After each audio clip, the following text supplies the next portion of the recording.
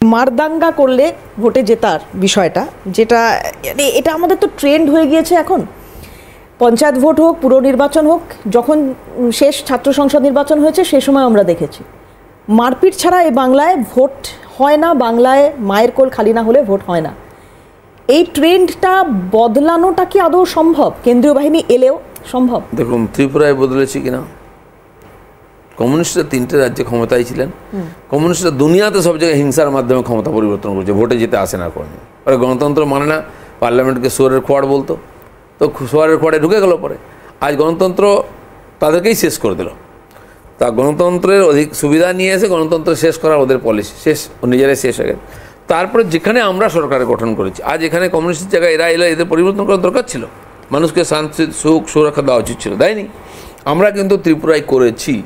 ত্রিপুরা কোনো ওই টেররিস্ট অর্গানাইজেশনের অ্যাক্টিভ নয়, আর রাজনৈতিক সংঘর্ষ অতটা নেই। আছে কিছু লোক তো এটাই ধান্দা ওদের, তারা সুপারই নেই ইলেকশনের সময়, ভোট করে দেবে, এই করে দেবে, মারপিট করবে, করেও, কিন্তু ধীরে ধীরে ঠান্ডা হয়ে যাচ্ছে।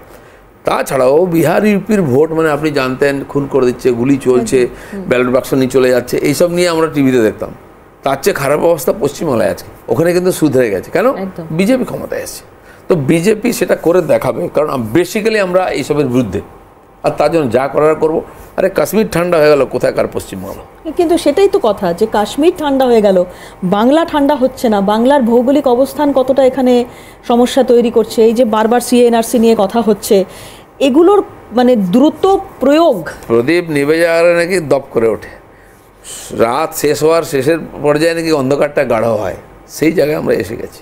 পরিবর্তন হবে, কিন্তু মানে এটা এই জটিলতা বা এই ঝামেলাটা এই নিয়ে একটা কি বলবো, মানে একটা সমস্যা জিয়ে রাখা, এটা কি শাসক দলের একটা ট্রেন্ডে পরিণত হয়ে যাচ্ছে? মানুষকে সমস্যার মধ্যে রাখা, দিয়ে তাদেরকে এই করে দেবো, তাই করে দেবো, ভয় দেখানো।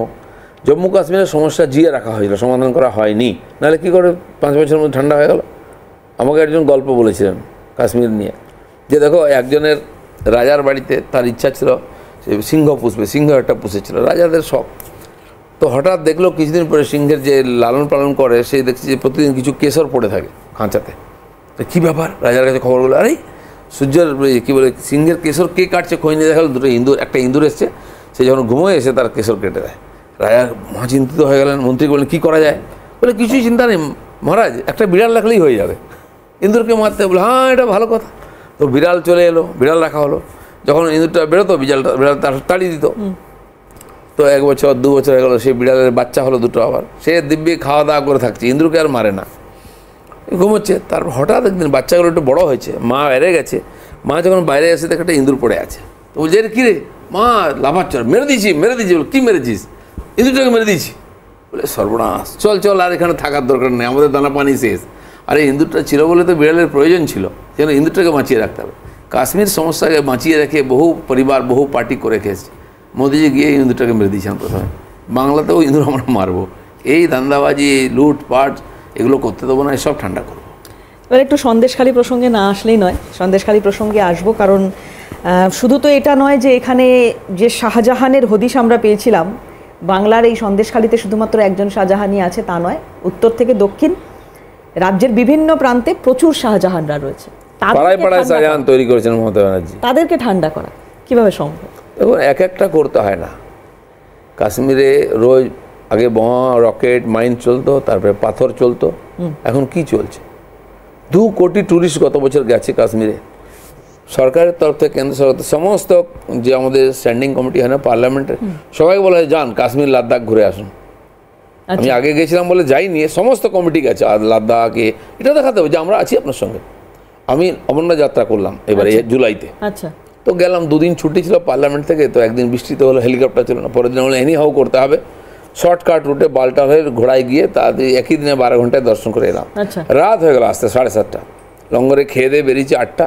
পুলিশ বলছে যেতে দেবো না, আপনি ভিআইপি, আপনি যাবেন না। 70-72 কিলোমিটার ওখান থেকে শ্রীনগর, সব গাড়ি যাচ্ছে, রাতভর গাড়ি চলছে, লোক চলছে, আমাকে যেতে দেবে না, আমি ভিআইপি। তো আমি কী করা যায়? আমাকে একজন বুদ্ধি দিলে, আপনি একটু উপরে কথা বলুন। তা আমি বললাম, চিন্তা করবেন না, আর কাল 6:30টায় আমার ফ্লাইট আছে, পার্লামেন্ট চলছে, যেতেই হবে। তারপরে ফোন এলো, বলছে চলো। তো এসকর্ট পেছনে সামনে দিয়ে, বড় হাইওয়ে, সারা রাত লোক চলছে, গাড়ি চলছে, সুরক্ষাকর্মী। 11টায় আমি শ্রীনগরে ঢুকলাম এসে হোটেলে, মানে গেস্ট হাউসে, কোথাও কোনো টেনশন নেই। আমি তো বলছি পশ্চিমবাংলায় আজকাল টেনশন আছে এই রাত্রেবেলা যাওয়াটা। আছে তো, আছে, ডেফিনেটলি আছে। কাশ্মীরে কিন্তু টেনশন নেই। নদিয়ার তেহট্টে আপনি জানেন যে গতকালকে যে খবর এলো, সেখানে তো মহিলাদের নিরাপত্তা নিয়ে প্রতিদিন প্রশ্ন উঠছে, প্রতিদিন। রাত্রেবেলা তো পিঠে বানাতে যেতে হয় মহিলাদের। একদম একদম। কিন্তু কাশ্মীরে নাই, আমি নিজের সচক্ষে দেখে এলাম, লোক বিন্দাস, খাওয়া দাওয়া চলছে, অমরনাথ জয় শিবশম্ভু স্লোগান চলছে, লঙ্গরে খাওয়া দাওয়া। কী করে হলো এটা? এক তো ইচ্ছা শক্তি থাকা চাই, আর সেই সাহস থাকা চাই, করে দিয়েছে। সারা ভারতবর্ষ পরে কোথায় বম বন্দুক শুনছে, এক একটা বাস উড়িয়ে দিত, 40-50 জন আমাদের জওয়ান মারা যেত। পুলওয়ামা হয়েছিল, তার পরিণাম কী হয়েছে? আজকে কাশ্মীর, পাকিস্তান ভয়ের দিকে তাকায় না, আবার কোথায় সার্জিক্যাল স্ট্রাইক হয়ে যাবে। তো দুনিয়া ঝুঁকতা হয়, ঝুঁকানেওয়ালা চাইয়ে।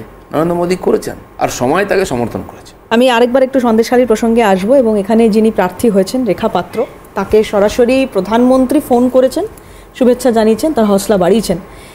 কিন্তু এটা আমি জানি না, এটা তো আপনারা বেটার বুঝবেন বা বেটার আপনাদের কাছে খবর থাকবে। বিজেপি ওই জেলা স্তরে কেউ কেউ এই প্রার্থী হওয়াটাকে পছন্দ করেনি। যদি সেটা সত্যি হয়ে থাকে দিলীপদা, তাহলে ভোটে কি এর প্রভাব পড়বে? দেখুন, প্রার্থী সবার পছন্দ হবে এরকম নয়। পার্টিতে বিভিন্ন ধরনের মানুষ থাকেন, তাদের নিজস্ব অ্যাম্বিশন থাকে। আর 5 জন অ্যাপ্লিকেশন করেছে, আমার জায়গায় আপনি ক্যান্ডিডেট হলে কষ্ট তো হবে, রাগ তো হবেই একটু, এটা একটা। দ্বিতীয় হচ্ছে, আরে কোথাকার কে রেখা পাত্র? আপনি জানেন কিছু লোককে ভড়কে তাদের বিরুদ্ধে পোস্টার দেওয়া হয়েছিল, রেখা পাত্র মানব না, চলবো না, ওদের সঙ্গে আন্দোলন করে পরের দিন বুকে জড়িয়ে ধরে বলছে রেখাই আমাদের প্রার্থী। এই রাজনীতি, এসব কায়দা কানুন অনেক চলে। তো এই অন্তজ শ্রেণী থেকে যে বুক চিতিয়ে মহিলাদের নেতৃত্ব দিয়ে ওই ভয়ঙ্কর হিংসার বিরুদ্ধে লড়াই করেছে, যেখানে মহিলাদেরকে ব্যবহার করা হচ্ছে, মানতে তো একটা সাধারণ বাড়ির বউ মেয়ে, সে তো করেছে। তো তাকে যদি হার জিত তো আছেই, জিতে যাবো কি হারবো সেটা পরের কথা। বিজেপি এরকম একজনকে সামনে দাঁড় করিয়েছে, এটা কি কম নাকি? একটা নরেন্দ্র মোদী পারেন, বিজেপি পারে। তো সেই জন্য সমাজের মধ্যে অনেক ভদ্রলোক আছে, কিন্তু তারা তো সংঘর্ষ করতে আসবে না। তারা তো মহিলাদের সম্মান নিয়ে লড়াই করেনি, একটা শব্দ বলেনি, কেউ যায়নি বছরের পর বছর। দিলীপ ঘোষ গেছে সন্দেশখালী, আমার কর্মীদের হত্যা করা হয়েছিল। ওই সন্দেশখালী বাজারে ঢোকার জন্য 2 মাস ধরে লোকেরা ধর্ণা দিয়েছেন, অনেকে, কেউ ঢুকতে পারেনি। দিলীপ ঘোষ ওখানে সভা করে বলে এসছে, তুই কত মায়ের দুধ খেয়েছিস। আমি আমার ভাষাই বলেছিলাম, শাহজাহান, আমি তাকে আজ চিনি না, আর 10 বছর আগে চিনি, যখন সিপিএম ওকে দানা পানি দিয়ে বড় করেছে। এনারা তো মহিরুহ তৈরি করেছেন, তাকে স্টেন গান দিয়েছেন, তখন তো সে পিস্তল নিয়ে চাকু নিয়ে ঘুরত। আজ কোটি কোটি টাকার মালিক আর পার্টিকে দিচ্ছে। 2 মাস ধরে আঁচলের তলায় লুকিয়ে রাখা হলো তাকে বাঁচাবার জন্য, পারেনি। সেই সন্দেশকালে আমি গেছিলাম, মন্ত্রীদের ঢুকতে দেয়।